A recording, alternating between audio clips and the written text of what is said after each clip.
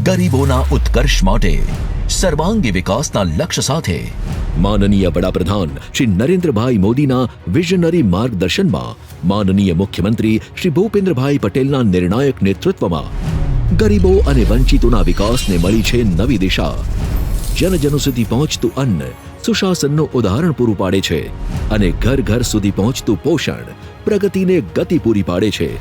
બીમારીમાં સારવાર માટે હવે હાથ લંબાવવાની જરૂર નથી. પાકી છત અને સુવિધાસભર આવાસો દરેક માટે સાકાર થઈ રહેલું સપનું છે અને ગામડાઓના લોકોને વધુ દિવસ માટે રોજગારીની ગેરંટી પણ મળે છે. વાત ઉચ્ચ શિક્ષણની હોય કે સ્વાવલંબનની, ગરીબોની પૂરી દરકાર કરાય છે. પરિવારની આર્થિક પરિસ્થિતિ હવે બાળકોના શિક્ષણમાં બાધા નથી બનતી અને આમ જ ગરીબો અને વંચિતોના વિકાસના નવા અધ્યાય લખી રહી છે ગુજરાત સરકાર. વિકસિત ભારત માટે વિકસિત ગુજરાત.